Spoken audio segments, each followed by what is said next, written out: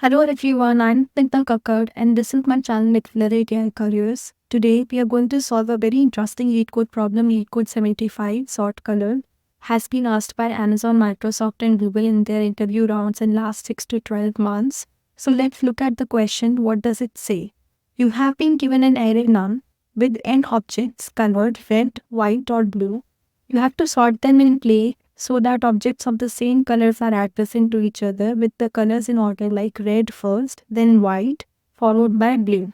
We will use three integers 0, 1 and 2 to represent the colors red, white and blue respectively. So you can basically ignore the entire description in terms of color here. It's essentially creating so much confusion. You can directly consider the array comprising of zeros, ones and twos and try sorting it. And you must solve this problem without using library sort function. If you were allowed to use the sort function, then it would have led to a solution of O of n log n time complexity. You can also write your own sort function. You can use merge sort or other types of sort. But again, the time complexity would remain as O of n log n. Is there a better way to solve this question? You see, there are only three digits, 0, 1 and 2 involved. There are not many digits involved in the sorting. So have you heard about bucket sort? Can we use bucket sort here? Because essentially you are creating three buckets, one of zeros, one of one, and then another one of twos, and you're placing them in place. So you're not using external additional memory to store the sorted array. So let's look at this first example, 202110. Suppose we were solving it using bucket sort. Then how would we go about it? I start spanning across the array and I first count the number of zeros, the number of twos and number of one. So basically I get the size of my buckets. So my first digit is 2, so my number of twos is 1 now. My second digit is 0, so my number of zeros is also 1. Then again I encounter a 2, so my number of twos increases to 2. Then I encounter a 1, so my number of 1 increases to 1. I again encounter a 1, so my number of 1 increases to 2. And then I encounter a 0, so my number of zeros also increases to 2. So essentially I'll have buckets of size 2e, 2 zeros, 2 ones and 2 twos. So in my first loop of the array, I count the number of times each digit is repeating to get the bucket size. And in my second sweep of the array, I replace the existing numbers with the number of zeros first, and then followed by number of 1, and then followed by number of twos. So essentially I'm solving this question in O of n time complexity with O of 1 space complexity because I'm not using additional space, but I'm doing multiple passes of the same array. The first pass is to get the number of buckets and the size of each bucket, and the second pass is to implement those buckets. That is bucket sort, okay? But can I do better? Can I solve it in one single pass? So yes, I can do it. For that, I will use a slightly more complex code, but a better solution, and that is quicksort partition. Having heard about quicksort partition, to implement quicksort partition, I take an I pointer starting from 0th index and I take a left pointer, okay? By default, I have only two pointers, I pointer and left pointer. The I pointer is used to loop around the entire array, whereas the left pointer is used for swapping. So my left pointer initially is also at 0th index and my ith pointer is also at 0th index. If my ith pointer is at any other index, it checks if it has encountered a 0 then, like nums of I is 0. If it is encountered a 0, it switches nums of I with nums of L and goes on.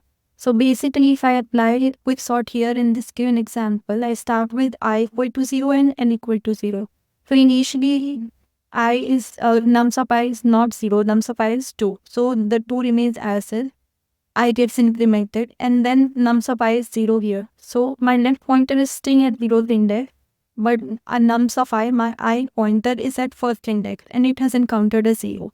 So then we swap. So my 0 comes here basically and my 2 goes here. And then I have the remaining array. Now my I keep on incrementing and my left pointer also increments whenever I do a swap. So my left pointer is at first index, whereas my I pointer increments to second index. Now it has not encountered a 0 here. My I pointer again increments to the next index. And finally, at the very last index, I pointer comes across at a 0 there. So then nums of I again swaps with nums of L. And is still at first index because it has not done any swap further. So now the swap happens and the digits look like this. So you see that the zeros have come in place, they have gotten sorted, but 2s and 1s are not sorted yet. So this is like the base level of quicksort partition where you're using only one pointer L with to do the swaps and I pointer to loop around the nums array. We can improvise it to do it better, because if we have to do it in single pass, we cannot just use one pointer. Otherwise, we have to again sort 2s and 1s here. We don't want to do more than one passes, so hence we'll be using 3 pointers here. So instead of L pointer and I pointer, I will be using L pointer, R pointer and I pointer. So let me explain how do we go about that, so that we can solve the question in one single pass. So my left pointer starts from 0th index. My I pointer starts from the 0th index to loop around the entire array. Whereas my right pointer starts from the last index, that is length of nums minus 1. Okay. Now my N pointer remains as is. Unless there is a swap, left pointer doesn't increment. My right pointer remains as is. Unless there is swap, it does not increment. And my I pointer keeps on incrementing. If it comes across a 0, it swaps with left pointer. If it comes across a 2, it swaps with right pointer. If it comes across 1, it doesn't swap, it just increments. So basically, using this approach, you will be ensuring that anything before left pointer will always be zeros. Anything after right pointer will always be 2s, and in between those left and right pointers will be 1. That's what you are trying to ensure, but there is an exception there. So what happens when there is 0 in the right pointer? Whenever you move left pointer, you always come across either a 0 or you come across either a 1, because if there was a 2, I pointer would have already swapped it with the right pointer because it's starting from left to right. But that's not the case when we move right pointer. When we move right pointer, it can be a 0 value, it can also be a 1 value, it can also be a 2 value, and you swap it with unpointer, right? So if I come across as a 2 here, like in the second example shown here, at the second index, I come across as 2. Let's start following this question 1. We start with left pointer as 0 index, I pointer as 0 index, and right pointer as the last index. And initially we start. So initially 0 remains here. I pointer comes across as index 1 and comes across a 1, so it keeps 1 as is. Then I pointer comes across at 2, so it tries to swap this value with the right pointer. The right pointer also has a 2, so it swaps it with directly with there. Okay. And when my right pointer decrements, it comes to the second last index, and my I pointer increments, it come across the next index. So now my I comes across a 1. So the value becomes 0, 1, 2, 1. So no swap. Then my I pointer comes across a 0, and my right pointer also comes across a 0. Now since I pointer has come across a 0, it will swap, right? The thing is, now the switch, when it happens, it will happen like this: 0, 1, 0, 1, 2, 2. So you brought basically a 0 in between the array. Why 0 cannot be in between a sorted array? Otherwise your array will not get sorted. Why is this happening? So this is happening because you are starting your I pointer from leftmost index and you are incrementing it from there.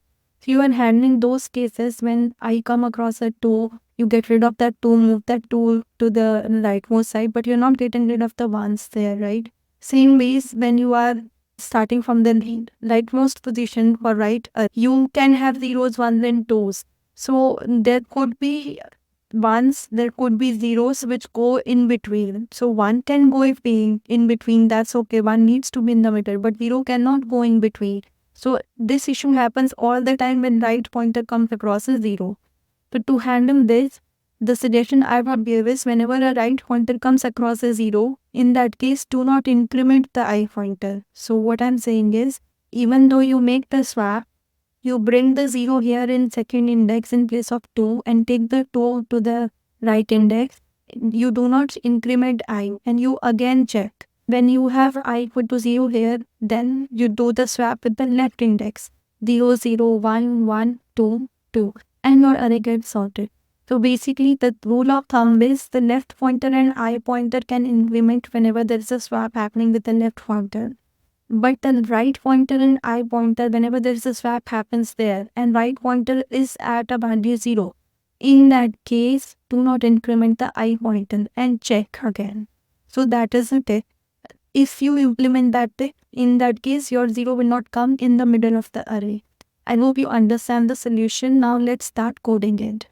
The code is on the easier side, so we'll first take the 2 pointers. Left pointer will be at 0. The right pointer would be length of nums minus 1. You would also initialize your I pointer and 0. So now I can define a swap function because I'm going to use it quite often. And I can do a swap between I and j pointer. And keeping a temporary variable where I'm saving nums of I. And then I can make a swap. So nums of I can take the value of nums of j. And nums of j can take the value of 10, which have the nums of I value saved. Now I will run the loop. So while my I pointer crosses my right pointer, that's how my loop is gonna run. And I check if my nums of I has come across a 0. My else condition would be if my nums of I has come across a 2. These are the only two conditions I'm going to handle. So if I come across a 0, I swap with the left pointer, right? But to do the swap with the left pointer, I'll do swap li and I increment my n pointer. For nums of I equal to 2, I do a swap between I and r and I decrement my I pointer. That's obvious. But as I told you, whenever you are doing a swap with the right pointer, at that time you should not increment your I pointer. I increment I pointer whether I'm doing a swap with the left pointer or I'm doing a swap with the right pointer or I'm not doing any swaps, then also I pointer needs to increment. But here when I'm doing the swap with the right pointer, I can add one more condition, I decrements by 1. So that actually I decrement by 1 and I increment by 1 here cancels out and there is no increment in I's position whenever a swap is happening with the right pointer. And this is your entire code. You don't have to return anything since you are doing this entire sorting of the array in place. The time complexity here would be O of n since you are doing just one part of the entire array. And the space complexity would be O of n since you are not using any additional space. So let's run. It's accepted. Let's submit. So as you can see, the question is doing really well here. I can briefly summarize the entire solution for you. So I take my left pointer and I pointer from 0, my right pointer from length of nums minus 1. I define a small swap function which is pretty easy. I keep my nums I value in a temporary variable. Then I allocate nums j value to nums I and nums j has new value of 10 which is nums of I actual value. And then I run my while loop until I pointer crosses right pointer. I check for two conditions. If nums of I comes across as a 0 or comes across as a 2. If it comes across as a 0, I swap it with the left pointer and increment the left pointer. If it comes across a 2, then I swap it with the right pointer. But in that scenario, I always decrement the right pointer and I also decrement the I pointer.